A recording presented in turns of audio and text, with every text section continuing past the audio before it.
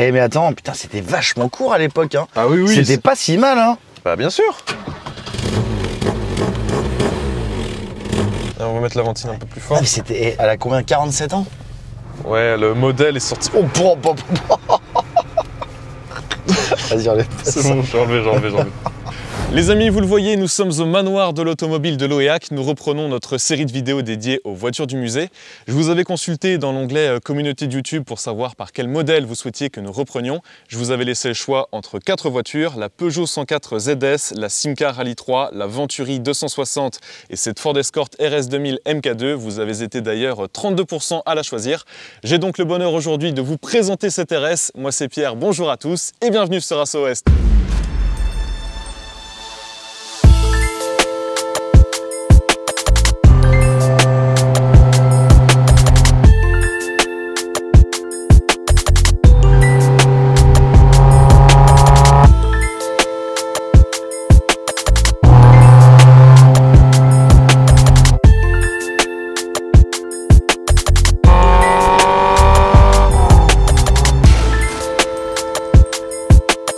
Commençons par l'esthétique de cette voiture, déjà avec cette calandre aplatie et légèrement pointue.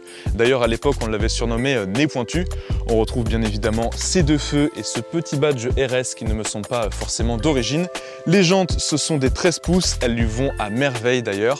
À l'arrière on retrouve le béquet pour la touche de sportivité.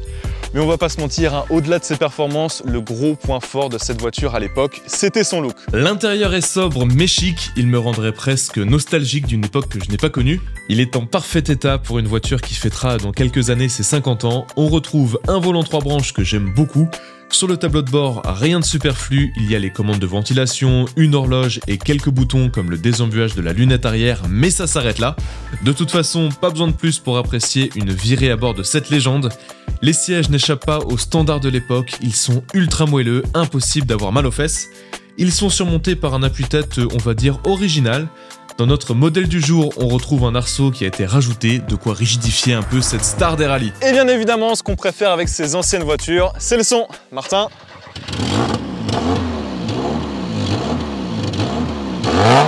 Ah. Là, ça chante bien. Alors les amis, impossible pour moi de vous proposer ce genre de vidéo sans sponsor, et aujourd'hui, vous le connaissez, c'est Car Vertical. Alors Car Vertical, ça vous permet de vérifier l'historique du véhicule que vous allez acheter. Par exemple, juste ici, nous avons cette Porsche Cayman qui a été accidentée, autrement tout va bien au niveau vol, au niveau du compteur et au niveau du statut juridique. Alors, elle a été doublement accidentée. On peut le voir ici, un accident aux États-Unis en janvier 2018, puis il est arrivé en Lituanie pour un accident en juin 2018 pour un coût de réparation estimé à 19 000 €. Et c'est ce fameux accident qui est juste ici. Donc on le voit, hein, toute la face avant est carrément pliée. Ah oui, ça a bien tapé quand même. D'où le coût de réparation de 19 000 €. On a même des indications comme quoi ce véhicule a été sévèrement endommagé. Il y a des dégâts à la structure qui rendent dangereux le véhicule à conduire. Donc les amis, pour ne tomber sur aucune mauvaise surprise comme cette Porsche Cayman, n'hésitez pas à vérifier l'historique du véhicule que vous allez acheter sur Car Vertical. C'est un petit investissement, mais ça peut vous éviter bien des soucis. En plus, avec le code RASSO20, j'ai réussi à vous avoir 20% de réduction. Alban, bonjour. Salut. Alors, on se retrouve aujourd'hui dans cette Ford Escort RS 2000 MK2. Alors déjà, Alban, nous n'étions pas nés quand cette voiture est sortie. Oh, putain. Ça ne rajeunit pas. Ça ne rajeunit pas. Et ce modèle du jour est de 76. Ah ouais, donc c'est à dire que c'est une voiture qui est née 9 ans avant moi. Ouais. Et une vingtaine d'années avant toi. Ah la vache. Mais ça a bien vieilli. Ouais, carrément. Moi, j'aime beaucoup cet intérieur. Moi aussi, j'adore. Est-ce qu'on s'alignerait pas pour le départ? Allez, en route. Alors attends, maintenant, faut voir comment ça marche. Ça, c'est la marche arrière. Ouais. On n'a plus l'habitude de nos jours, là. Monsieur, regarde. Comme papa dans maman. Oh, je sens que ça va être... Ah putain, si j'enlève pas le frein, ouais. L'important c'est de s'en rendre compte avant d'enrouler. Il n'y a plus de voyant qui t'indique que t'as un frein à main. Pas de direction assistée. Non. Oh la vache. Une colonne de direction qui est comme ça. Hein. Oh putain, c'est énorme. Oh, regarde ça, le petit volant là. Même mon fils il pourrait la conduire. Tu crois? Ah c'est sûr. Est-ce que tu crois qu'il est assez musclé? Tu peux y aller, hein. Y'a personne, hein. T'as vu tout doux, hein. Ouais. On prend soin de l'embrayage, c'est quand même une vieille grand-mère, hein.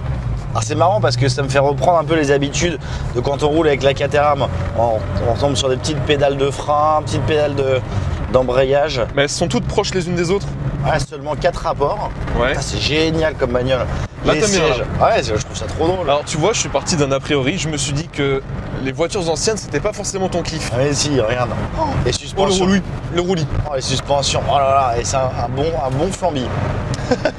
Et en fait, du coup, hop, on fait ce qu'on appelle du point de pointe.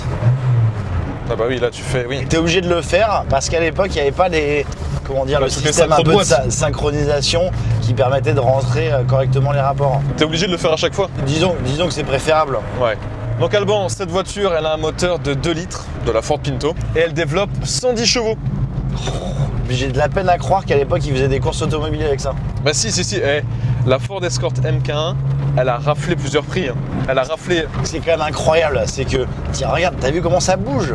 Oui, oui, imagine à l'époque, fallait quand même avoir des Coronas comme ça, hein, on peut le dire, On peut le pour dire. produire un truc pareil. Oui, il fallait avoir des Coronas comme tu dis.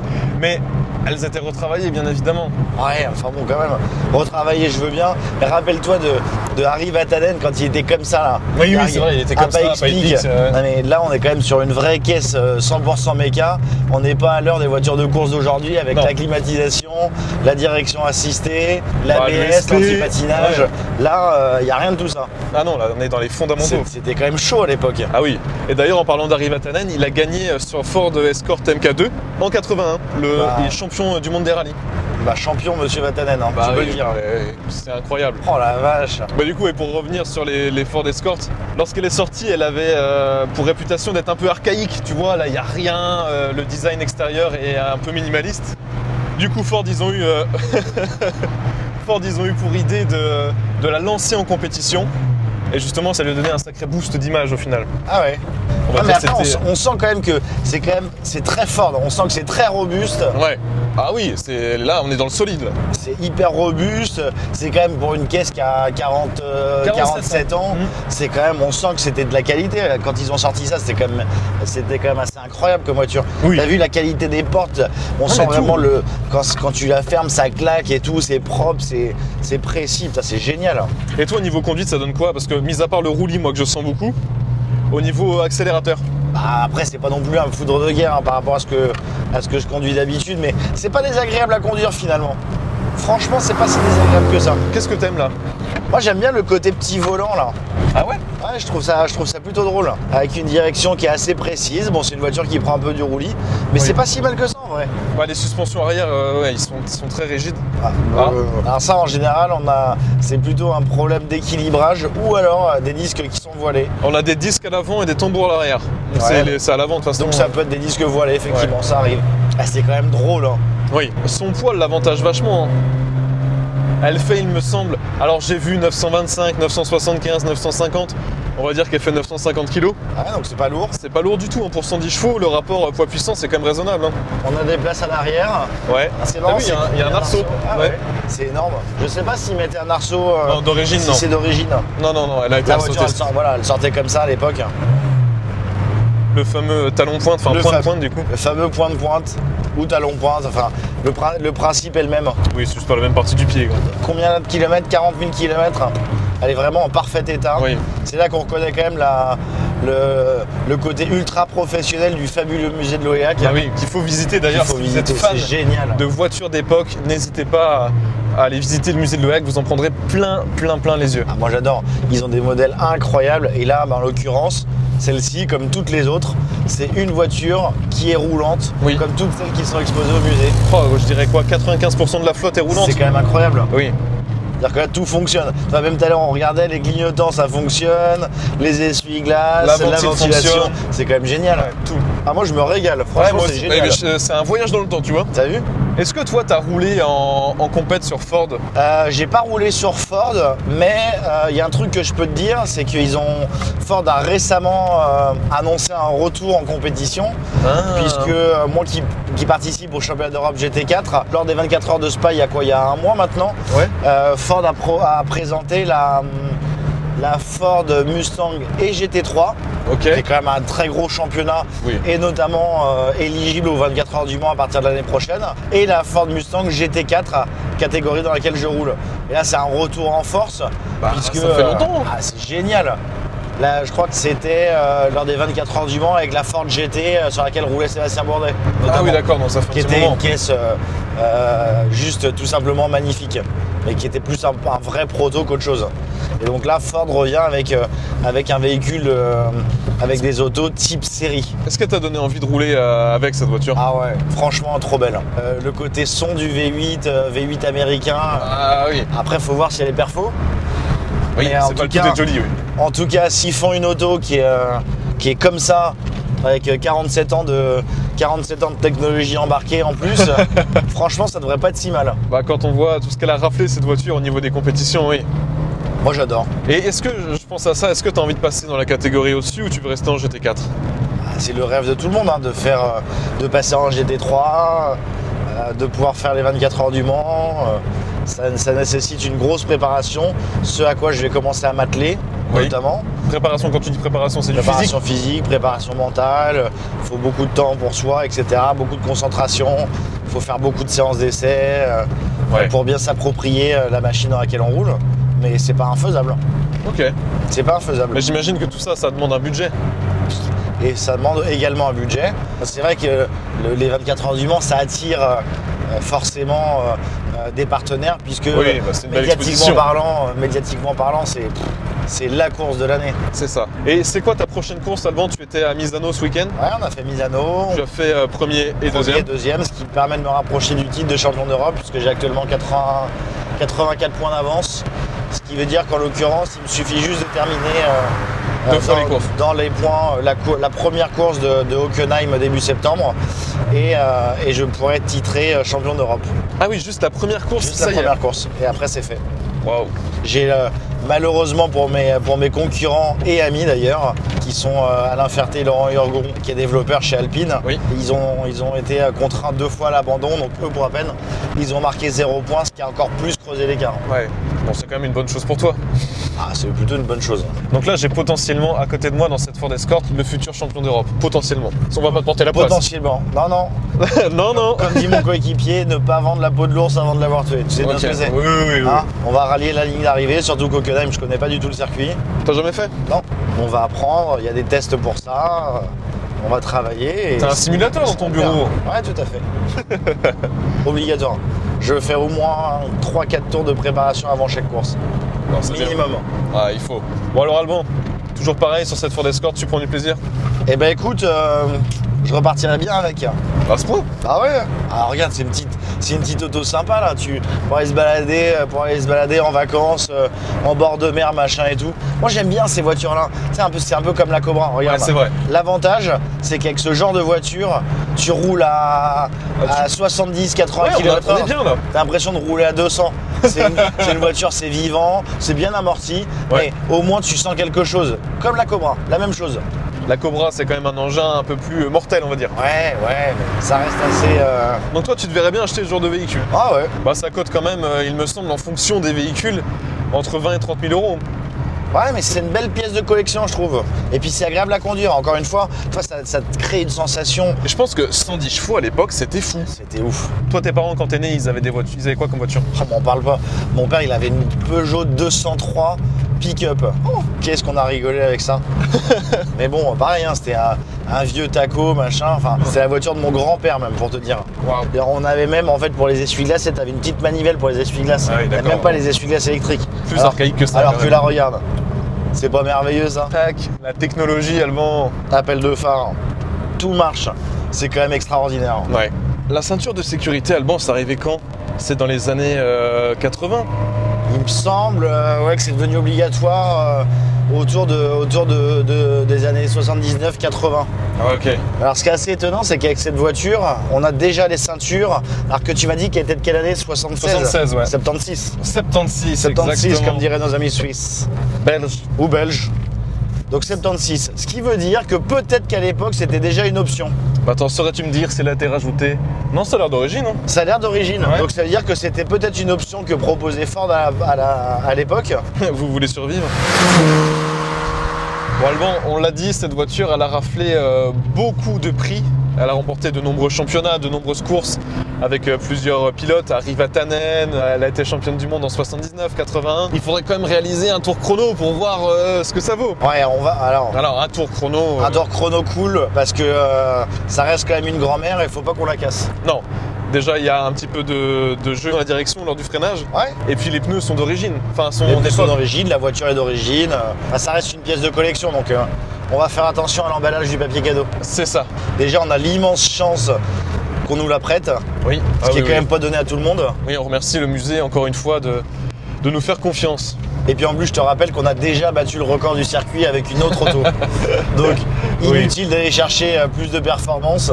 Mais ça peut nous donner un petit repère. Tu sais, oui, ça peut nous donner un repère.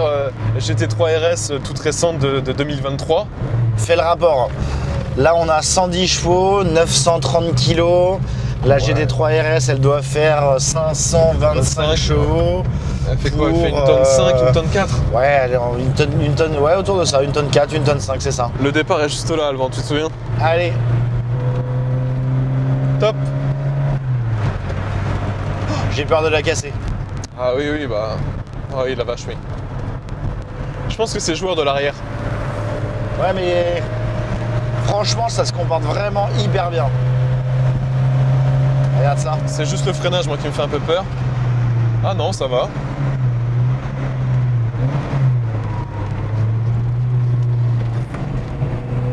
Eh, t'as vu un peu? Suspension, c'est bien. C'est pas mal, hein? Regarde. C'est précis. C'est prêt. Eh, ça va pas si mal, hein? Là, tu vois, quand tu tapes un peu dedans, c'est bien. En fait, c'est marrant parce que t'as l'impression que en roulant un peu plus vite, tu vois, il bougerait de l'arrière, c'est ça. C'est ouais. marrant. Oh, je trouve que c'est génial.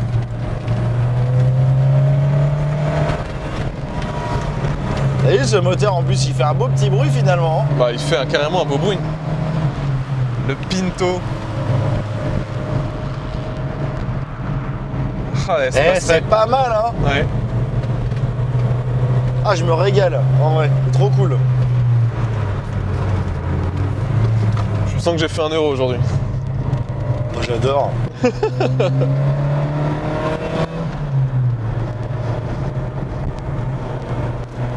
Par contre, ça nécessite quand même un maximum de concentration. Hein. Oui, parce que ça n'a pas l'air hyper simple non plus. Ouais. Parce que tu sens que ça bouge. Hein. Alors, une 35,83. Eh, ça va. Bah, tu sais qu'avec la Ford Fiesta ST, il me semble, hein, si mes souvenirs sont bons, nous avions réalisé une 30 sur piste mouillée. Ah ouais, bah c'est pas déconnant du coup. Elle fait combien avec la Porsche? Une 07,37. Oui, il y a quand même un monde. Il y a quand même 30 secondes d'écart. Bon allez, on va lui pardonner quand même. Bon bah écoute, qu'est-ce que t'en penses? Bah moi je trouve que c'est vraiment très très bien comme voiture. Hein. On sent que c'est mécanique. Hein. Ah oui, oui. Et toi, ça te fatigue pas, tu sais, de la direction non assistée La direction assistée, elle sert principalement quand vraiment t'as des grosses roues et tout ça. Mais là on reste sur un petit gabarit, on est sur une voiture qui est légère. Avec ses roues de 13 pouces là. Avec des toutes petites roues. Et donc du coup c'est pas si dur que ça. Hein. Le seul avantage que t'as aussi dans la direction, enfin le vrai avantage aussi que t'as dans la direction assistée, c'est quand tu fais des manœuvres à l'arrêt. Oui, là pour aller se faire un là, créneau, tu vois, par exemple, tiens, on va essayer un truc vite fait. Hop, là, je peux te dire, tiens, vas-y, prends le volant. Ouais. Tu vas voir que là, si tu veux faire une manœuvre et faire un créneau, déjà c'est compliqué. Là, c'est pas la même. Hein. Mais à partir du moment où tu roules, non, à partir franchement, là, je peux prendre le volant. Et là, bah voilà. Là, c'est marrant quand même. Ah oui, là, c'est. Et t'as vu, en plus, c'est une voiture qui est directive. C'est ça. Bon, par contre, le volant de travers comme ça, c'est quand même particulier. Hein. C'est un concept. Mais par contre, on est vachement bien. T'as vu, les sièges, ils sont hyper englobants. Moi, je suis bien dedans. On est bien assis. Ouais. Même, comme tu disais, il y a le ciel de toit, les portes, tout est bien. C'est top. Franchement, c'est une super caisse. Ça, je sais pas ce que c'est.